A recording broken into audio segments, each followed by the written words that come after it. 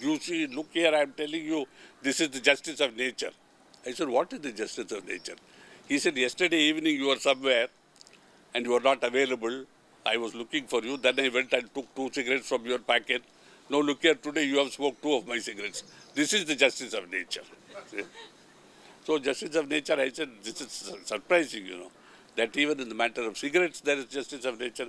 He said, if you take a leaf of grass from another garden, somewhere you will lose leaves of grass. Nature is so just. So we should remember this, when we pick things from here and put a flower from there and, pilferage, minor pilferage. He was so meticulous about these things. Then he said, you are my son, you can always smoke from my packet. But I'm telling you because, and with a twinkle in his eyes, humne chori kiya. I robbed from your packet. And it was so hilarious, that moment. So the smoking was a big bond between us. Then one day, I was not smoking. Second day, I was not smoking. Third day, I was not smoking. He called me, look here, come. Pasati, what is wrong with you? I said, nothing is wrong with me. No, you are not smoking for 3 days. I said, no, Babuji, it is a useless habit. I have given it up. He said, Arey bhai, don't do that because it will destroy our brotherhood. So a brotherhood based on smoking, you see. So I may even write a book called The Brotherhood of the Tobacco. The Tobacco Brotherhood or something like that. So we had hilarious moments like that. On another occasion, we were in a German house. There was no proper food for us. Nothing to eat, literally, you see. And 6 of the Danes or 7 of them had come by car all the way from Copenhagen. This was in the south of Germany, in the Schwarzwald. And they brought, when they saw this status we were in, they went marketing and brought bags and bags of food, Anything you can think of. There was tomato juice, orange juice, 6 loaves of bread, bottles of jam, tins of butter, and they filled the fridge. That night I was, after, about 10 o'clock, after putting Babuji to bed, I was going to the bathroom. And in between was the kitchen. I saw under the door a light burning inside. I thought I had inadvertently left the switch on, light on, because I was the last person to go there to get some cold milk for Babuji. When I opened the door, husband and wife who were our hosts were sitting, eating our food. I came back and I was amazed. It was going like a machine, And yet they were so angry with the Danes. I came back to Babuji. I felt something sinister in the air that evening, in the atmosphere. I said, Babuji, I don't feel comfortable sleeping here. I want to sleep across the doorway. So that somebody, if he wants to come in, he has to step over me. He said, I'm telling you, I have the same feeling. So I slept that night across the doorway, and the next night too. We had that sort of reception also. In one place, I don't know if I should say it, we had a room so small that there was a big 4-poster, metal 4-poster, and there was not even 3 inches between it and the door on this side, and the other side was against the wall. I said I would sleep outside. Babuji said, no, you must sleep here. I shared his bed, one bed. And the funny thing is, we had only one cover. He had the habit of suddenly throwing it up and rising like a, porpoise out of the sea. Look here, I'm telling you. I said, Baba, what is this? No night sleep. So our intimacy was to that extent that we have been together in the same bed. And of course, pressing his feet, oiling his body. And I remember in the US, there were no showers in most of these big houses, all bathtubs with curtains. Now he was very delicate and very shy. So I had to fill the tub, test the heat, and then lift him into it, draw the curtain, and take the clothes out through a chink in the curtain, because he would not show himself. And then he would bathe. And then, he would wet his beard and from inside. Are you there? Yes, Master. I am ready. So I had to put the towel into that. He would towel himself and wrap himself, and I had to lift him out of the bathtub. And then he was all wet because he didn't know how to do it. So I would towel him again. He would, and I would just wrap him and give him a big hug. He was eminently pleased, and he would go all red, His body would blush, whole body. Because nobody ever gave him any kindness or show of love, And that was the problem with him, Everybody came, but nobody to give, but only to take. And about love, there's one whole chapter here. I would like to read something from it. I once asked Master to reveal to me the secret of quick progress in spirituality. Master said, create love in yourself and then see the progress. Really speaking, love can conquer all, and love alone can do this. Everything else, every other force or power creates a reaction which is not favorable. If you are annoyed, you transmit anger, and the other person becomes angry in turn. If you use physical force, that too creates resistance followed by a reaction on its own plane. It is the same with everything else. But if you create love in your heart, then the reaction is also of love and love alone.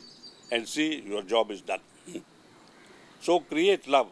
It is with love that our ancient rishis were able to live in jungles with wild animals all around them. Love conquers even the wild animals. I am telling you one thing. If there is love in your heart for the Master, then the Master begins to love you. If you can bring this about, then your work is almost done.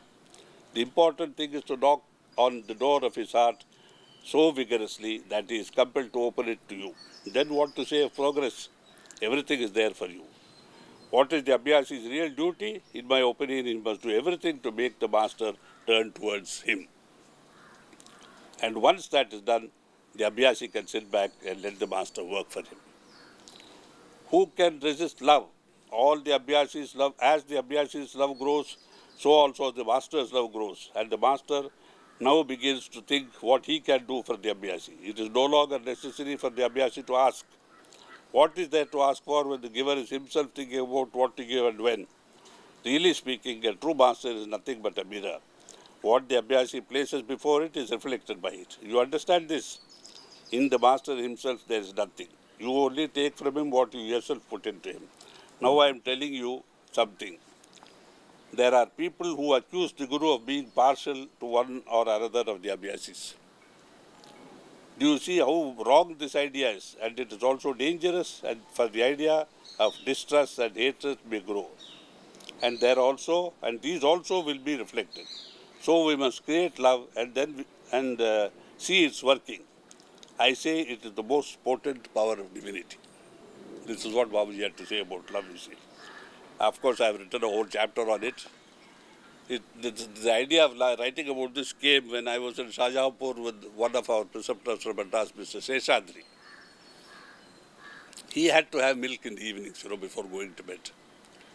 And Babuji used to provide the milk. I used to go and get it, give it to Mr. Sheshadri. And once I asked Babuji, why don't you take milk? He said, I cannot afford the milk. Can you imagine? He gives the guest, but cannot take it himself. So such is the Guru. He cannot afford for himself because all that he has is for others.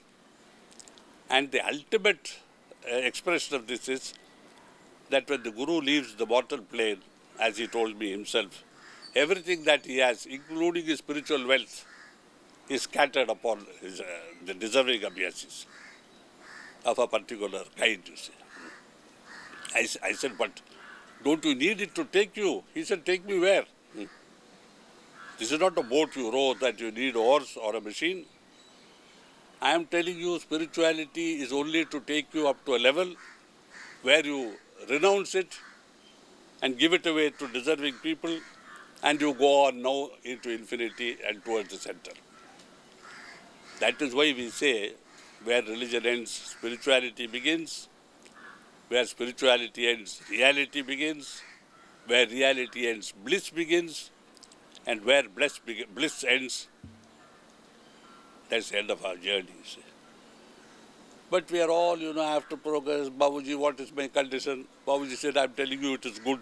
No, but how can you say you are always saying it is good? He said, look here, I'm telling you, when I was with Lalaji, I never asked him what is my condition.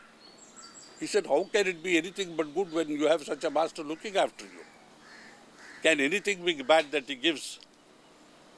And then he told the story of Ayaz, you see, the slave of an emperor. That emperor brought back, everybody, the courtiers were all very angry with the Sultan because he was favoring Ayaz. So they asked him one day, why are you favoring Ayaz so much when we are all there? We love you so much. He smiled and said, well, something is bothering me. They said, what? He said, this beautiful thing in glass, crystal, I brought back from India. He drew his sword and gave it to the courtier and said, I want to destroy it. He said, Majesty, how can I destroy such a beautiful thing? He asked all the courtiers. They all gave the same answer. He called Ayaz. He said, destroy it. And with one stroke, he destroyed. He said, that is why I love him. On another occasion, the Sultan or the Emperor brought back, somebody had sent him a big basket of very rare fruit. And in the court, in front of everybody, he gave him something to eat. Ayaz ate it with happiness. Later, when His Majesty ate it at the table, he found it was stinking. He called Ayaz and said, why did you say it was good? He said, I have been with your Majesty for 25 years. I have received nothing but good from your hands. Just because today the fruit was bad, should I make a song and dance of it? See, this should be our attitude. No, Babuji's tea is weak. His sabji is only one potato, small tukda flowing on it. We have no proper bed. We came prepared to stay 7 days. Let us go tomorrow. But what will we tell Babuji? Tell him that, we have urgent work. I like to add upon to this. This is the attitude of people. I remember once, one gentleman was to come, a top man from the government. He was an IAS officer, very high position he held. And his telegram came that he was coming the next morning or the day after the next. So Babuji was immediately perturbed. And when he was perturbed, he would walk up and down with his head like this. So Sister Kasturi was there. She said, why are you worried? He said, I wish this man doesn't come. And I felt so shocked, And Abhyasi wants to come and you wish he doesn't come? I said, Babuji, why? He said, he is a big man. He will expect a gaddi, mattress. He will expect a good bed. I have to make a special arrangements for his food. It will be very difficult, This is not a household where we can do all this. I said, but Babuji, he will get used to it. And Kasturi said, Parsati is also a big man.